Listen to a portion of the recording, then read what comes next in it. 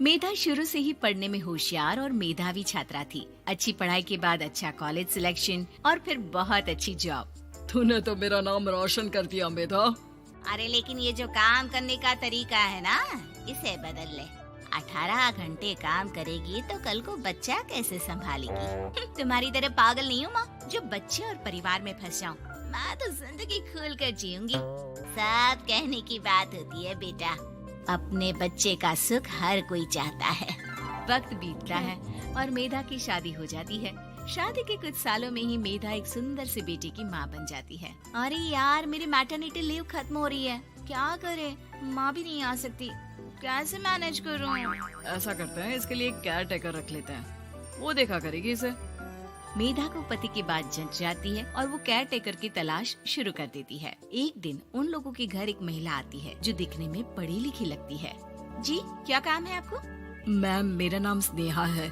आपका एड देखा care taker का, क्या मैं आपके यहाँ काम कर सकती हूँ? हाँ, क्यों नहीं, लेकिन आप तो अच्छे घर की लगती हैं, फिर नौकरी क्यों?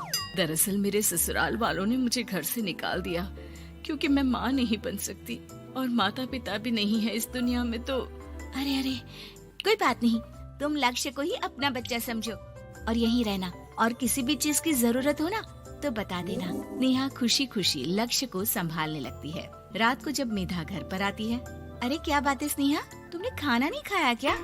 अरे दीदी, आपका बेटा टाइम दे तब ना। अरे तो जब वो सोता है तब खा लिया करो। तब तो मैं इसके पास ही बैठी रहती हूँ। कोई मच्छर या कीड़ा काट ले लक्ष्य को तो अब आप पकड़ो, मैं खाना खा लेती हूँ। स्नेहा वहाँ से चली जाती है। बहुत ही अच्छे से ख्याल रख रही है ये लक्ष्य का। मेधा, इतना तो शायद तुम भी ध्यान नहीं देती। मेधा को पति की बात बुरी तो लगती है लेकिन कुछ नहीं कहती। धीरे धीरे स्नेहा मेधा और उसके पति के साथ बाहर भी जाने लगी।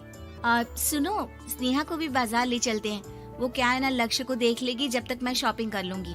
हाँ चलो, वैसे मैं चाह रहा था कि लक्ष्य को लेकर हम दोनों ही चलते। क्या यार, तुम तो फ्री में इमोशनल हो जाते हो, कितना देख लेंगे हम दोनों मिलकर, ले चलो उसे। कार से निकलकर मेधा और लक्ष्य रोड क्रॉस कर रहे थे कि सामने से कार आ जाती है। मेधा का ध्यान नहीं होता लेकिन स्नेहा तुरंत लक्ष्य को मेधा से छीन लेती है। मेधा गिर जाती है और कार मेधा को छूकर निकलती है, जिससे मेधा को खून आ जाता है। पति मेधा को हाथ देकर उठाता है। स्नेहा लक्ष्य को लेकर गले लगाई रहती है। थैंक्स स्नेहा, मैंने तो ध्यान ही नहीं दिया था कि कार आ रही है।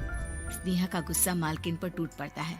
अरे कैसी माँ है आप, अगर आज कुछ लक्ष्य को हो जाता तो मैं आपको कभी माफ नहीं करती। छोटा सा बच्चा है, उसे चोट लगती है तो पता है कितनी तकलीफ होती है। पति भी स्नेहा को देखने लगता है कि उसे क्या हो गया।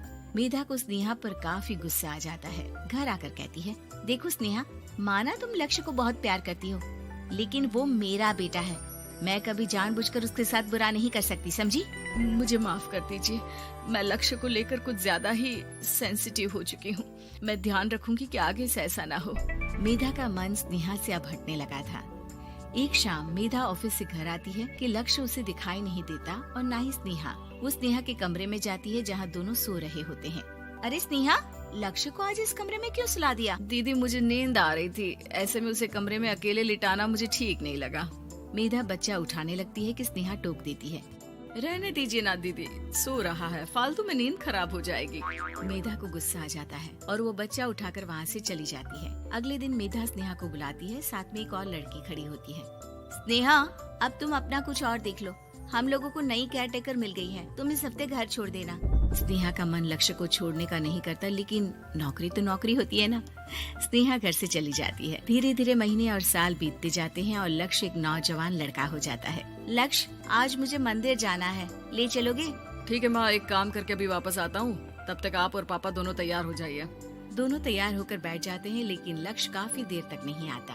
अरे मेधा, फोन तो करो लक्ष्य को, देखो क्या हो गया उसे। मेधा फोन करती है तो पता चलता है कि लक्ष्य का एक्सीडेंट हो गया है और वो सिटी अस्पताल में है। जल्दी चलिए, पता नहीं कैसा होगा मेरा बेटा। अरे चिंता ना करो, सब ठीक होगा, मैं अभी कार निकालता हूँ। दोनों मियाँ बीवी अस्पताल पहुँचते हैं जहाँ वो लोग देखते हैं कि लक्ष्य बिस्तर पर पड़ा होता है। एक महिला इन्हें यहाँ लेकर आई है, वो वहाँ बैठी है, लेकिन फिलहाल तो आप लोगों को इनके लिए किडनी का प्रबंध करना होगा। एक्सीडेंट में इसकी किडनी डैमेज हो गई है। मेरी ले लीजिए डॉक्टर साहब, मेरे बेटे को बचा लीजिए। नहीं नहीं, आप माँ हैं, आपकी नहीं ले सकते, पिता की भी नहीं। आप किसी रिलेटिव या दोस्त से पता कर लें, और हाँ थोड़ा जल्दी करें क्योंकि देर होने से मामला बिगड़ सकता है। मेधा बैठकर रोने लगती है कि वहाँ डॉक्टर आ जाते हैं। जिस औरत ने आपके बेटे को यहाँ भर्ती कराया था वो अपनी किडनी आपके बेटे को देना चाहती है। हाँ? कौन है वो? कहाँ है वो? तभी वहाँ स्नेहा आ जाती है। स्नेहा तुम? मैं लक्ष्य को पहचान नहीं पाई थी, लेकिन आप लोगों को देखकर समझ गई कि ये लक्ष्य है, इसलिए वापस आ गई। मैं अपनी किडनी आपके बेटे को देना चाहती हूँ। मेरी अपनी तो कोई औलाद नहीं, लेकिन लक्ष्य में मैंने हमेशा अपना बच्चा देखा। तुम धन्य हो स्नेहा, जो इतने साल में भी लक्ष्य को भूल नहीं पाई। सही मामले में तो वो तुम्हारा ही बच्चा होगा, क्योंकि जन्म भले ही मैंने दिया हो, लेकिन आज तुम उसकी जिंदगी बचा रही